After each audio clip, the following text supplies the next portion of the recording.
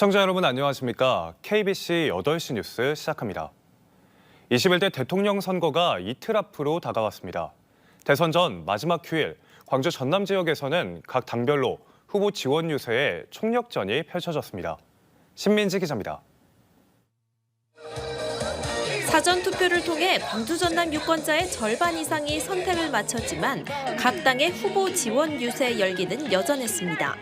민주당은 휴일을 맞아 나들이와 쇼핑을 나온 시민들을 만나며 이재명 후보 지지를 호소했습니다. 전국에서 가장 높은 사전 투표율은 압도적인 정권 교체 열망이라고 해석하며 마지막 한 표라도 더 얻기 위한 총력전을 펼치고 있습니다.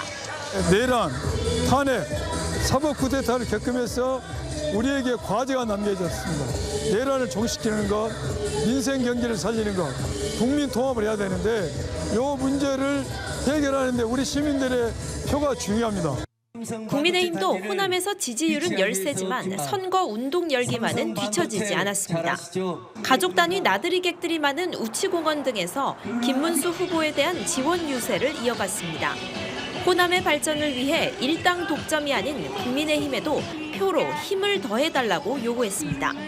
정책이 무엇이고 또 대한민국 미래를 위해서 누가 선택이 돼야 되고 누가 이 나라를 또 선진 국가로 이끌 수 있는 그런 사람인가 그걸 보고 평가를 해주시면 좋겠다 이런 말씀을 좀 드리고 싶습니다. 민주노동당도 전통시장 등을 돌며 권영국 후보에 대한 지지를 촉구했고 후보를 내지 않은 조국혁신당은 민주당 유세에 동참하며 힘을 더했습니다. 사전투표에서 광주와 전남 모두 50%를 훌쩍 넘는 투표율로 역대 대선 최대 기록을 경신한 가운데 이제 이틀 남은 호남의 선택 결과에 관심이 쏠리고 있습니다. KBC 신민지입니다. 내일 광주 전남 지역은 대체로 흐린 가운데 오전에 전남 해안부터 비가 내리기 시작하겠습니다. 비는 오후 들어 내륙으로 확대되겠으며 이틀간 예상 강수량은 전남 남해안에 5에서 30mm, 그 밖의 지역에 5에서 20mm입니다. 아침 최저 기온은 15도에서 18도, 낮 최고 기온은 19도에서 24도로 평년보다는 다소 낮겠습니다. 광주 1고 이도류, 김성준이 메이저리그에 직행하며 기대를 한껏 모으고 있는데요. 내년 1월 텍사스 레인저스 스프링 캠프부터 합류하게 되는 김성준은 4, 5년 안에 메이저리거에 입성해 성공한 이도류라는 수식어를 듣고 싶다는 다부진 각오를 밝혔습니다. 정희진 기자가 만나고 왔습니다.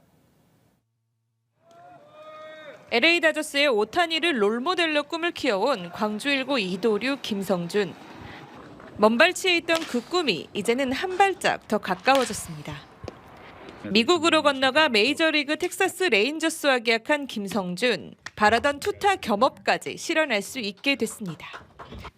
계약금 120만 달러, 하나로 약 16억 6천만 원입니다.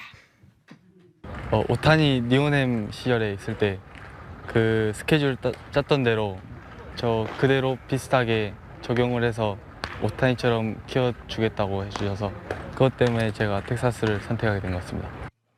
고교 2학년 때부터 시속 150km가 넘는 강속구에 내야수 능력까지 겸비해 국내는 물론 해외 리그의 관심을 한몸에 받아온 김성준.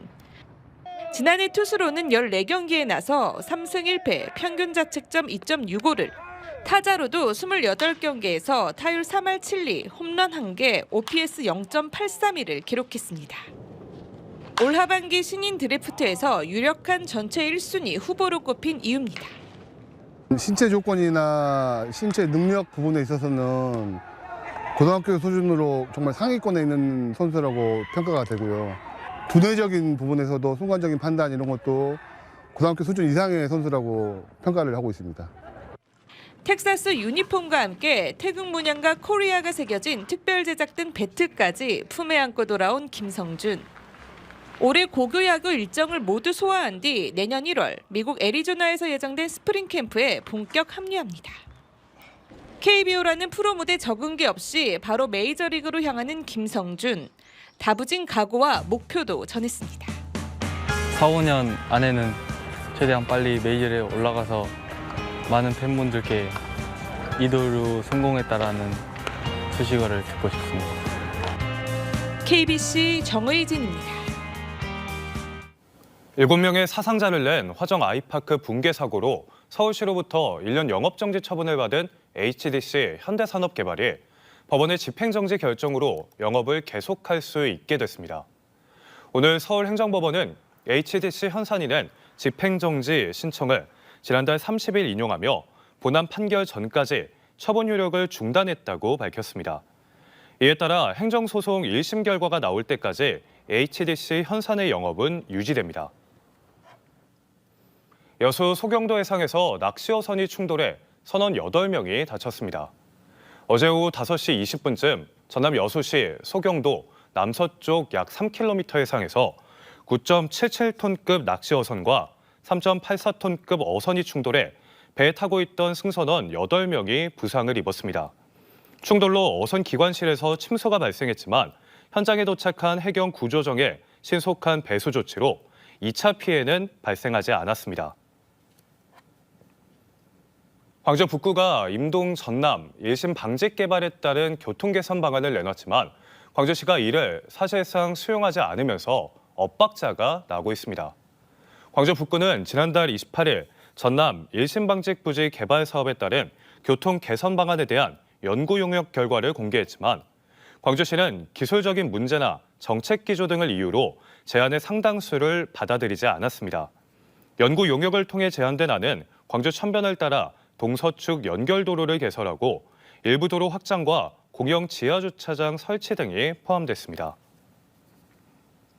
어린이 직업체험관 순천만 자벌드가 개관 첫날부터 매진을 기록하며 큰 관심을 받았습니다.